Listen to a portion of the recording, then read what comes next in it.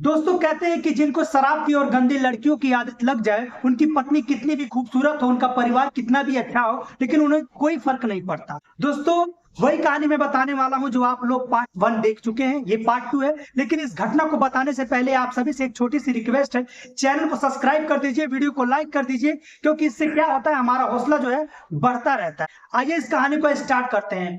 दोस्तों अब क्या होता है, उसके माता पिता मनीष के होते हैं, वो शादी जो है एक अंजू नाम की लड़की से फिक्स कर देते हैं। अंजू बहुत ही सुंदर, बहुत ही खूबसूरत होती है और साथ में पढ़ाई भी बीएससी की पूरी कर रही होती है।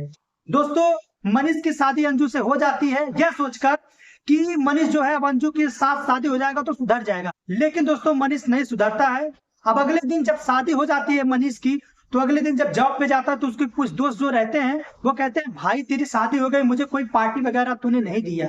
दोस्तों मनीष कहता है, ठीक है कोई नहीं, आज शाम को चलते हैं। दोस्तों मनीष और उसके दोस्त जो है शाम को पार्टी मनाने के लिए जाते हैं।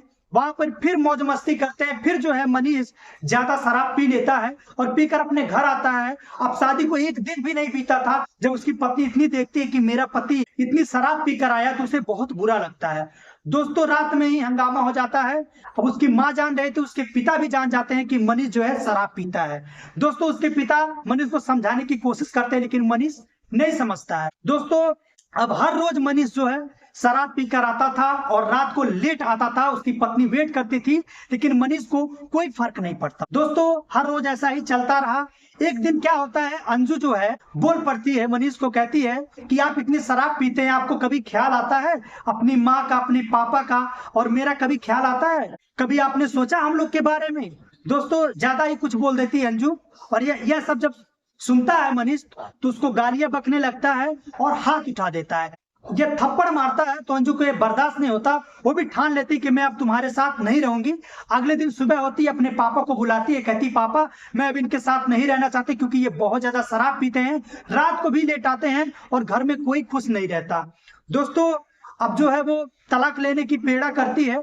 उसके पिता भी अंजू के कोर्ट में जाते हैं और कोर्ट में जाकर जज कहता है कि देखो हम तुम्हें तलाक कभी नहीं दे सकते जब तक 6 महीने तुम दोनों अलग अलग नहीं रहो। दोस्तों अब दोनों क्या होता है, अंजू अपने मायके चली आती है, मनीष जो है अपने घर ही रहता है। दोस्तों अंजू का 2 या 3 महीना बीत जाता है अपने घर मायके में, और कोई फोन भी नहीं आता है मनीष का कि तुम कैसी हो। दोस्तों उसका पिता कहता है कि देखो बेटा, अब मुझे तुम्हारा ये जो दर्द है देखा नहीं जाता, तुम अंजू एक शादी कर लो, सबसे अच्छा रहेगा। लेकिन अंजू का मन नहीं होता है। अंजू कहती है, मुझे लगता है पापा एक दिन मनीष खुद आएंगे और मुझे ले जाएंगे और सुधर जाएंगे। लेकिन अंजू का पिता कहता है, देखो बेटा, आज तक मनीष जो है तुम्हें एक कॉल भी नहीं किए, तुम कैसी हो, तो कैसे वो आ सकते। दोस्तों अब 6 महीना बीत चुका होता है, तलाक जो है दोनों का हो जाता है। इसी तलाक को बर्दाश्त नहीं कर पाती है मनीष की माँ और इस दुनिया से चल बसती। दोस्तों जब मनीष की माँ इस दुनिया से चल जाती है तो मनीष को भी काफी ज्यादा अफसोस होता है, लेकिन करे तो क्या करे। इधर जो है अंजू की शादी जो है एक लड़की की शादी फिक्स हो जाती है।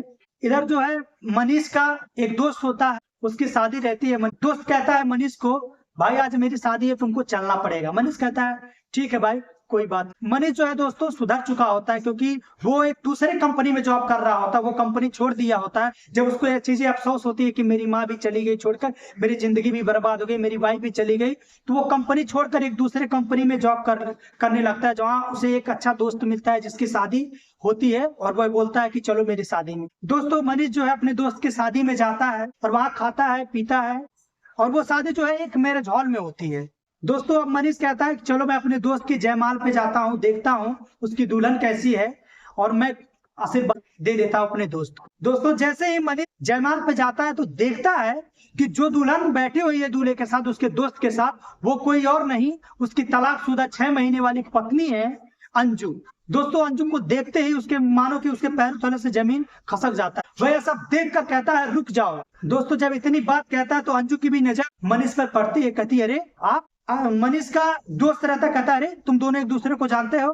मनीष कहता है, हाँ दोस्त, जिससे तुम शादी कर रहे हो यही तो मेरी तलाकशुदा वाली पत्नी अंजू। दोस्तों जब यह सब सुनता है मनीष का दोस्त कहता है, अंजू के पिता जिसे आप तो बोल रहे थे कुंवारी है आपकी बेटी, लेकिन आपकी बेटी का तो शादी हो चुका है, और जिससे हुआ है वो मेरा दोस्त ही है, हम दोनों एक ही कंपनी में जॉब करते हैं। दोस्तों मनीष का दोस्त कहता है कि मैं अब शादी नहीं करूंगा। दोस्तों इधर जो है मनीष जो अंजू के पांव पड़ जाता है, माफी मांगने लगता है, कहता मुझे माफ कर दो, मुझसे बहुत बड़ी भूल हुई, मुझसे बहुत बड़ी गलती, मुझे नहीं समझता, उतनी समय मैं भटक गया था, कुछ गंदे दोस्तों के साथ में रह रहकर मैं भटक गया था, मैं शराब भी पीने लगा था, मुझे अपने परिवार का भी नहीं ख्याल आता था, यहाँ तक अपने माता पिता का भी मुझे ख्याल नहीं आता था, मुझे माफ कर दो अंजू। दोस्तों गिड़गिड़ाने लगता है, रोने लगता है।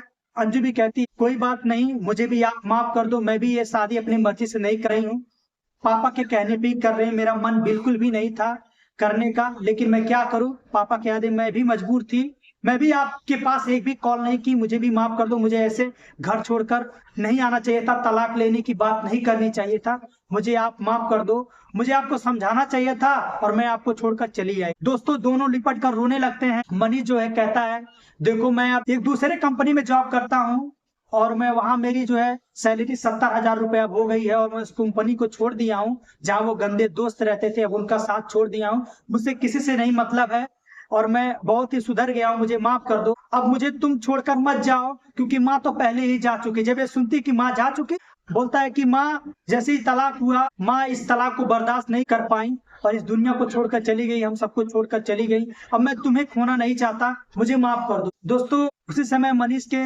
पिताजी को फोन करके बुलाते हैं, अंजू के पिताजी, और बहुत ही धूमधाम से फिर से शादी होती है अंजू और मनीष की, और दोनों बेहद खुश होते हैं और दोस्तों दोनों अपने खुशी खुशी अपने घर जाते हैं, फिर से उनकी जिंदगी जो है अच्छी खासी चलने लगती है। दोस्तों यह कहानी कैसा लगा आप सभी को, अगर थोड़ा बहुत भी अच्छा लगा हो तो चैनल को सब्सक्राइब करके वीडियो को लाइक और शेयर कर दीजिएगा। दोस्तों यह कहानी सुनाने का मेरा एक ही मकसद है, आप सभी को जागरूक करना, आप सभी के रिश्ते में कोई दरार ना आए, आप सभी का रिश्ता हमेशा बचाए। मिलते हैं किसी और नेक्स्ट वीडियो में ऐसी ही कहानी लेकर, तब तक के लिए धन्यवाद दोस्तों, जय हिंद जय भारत।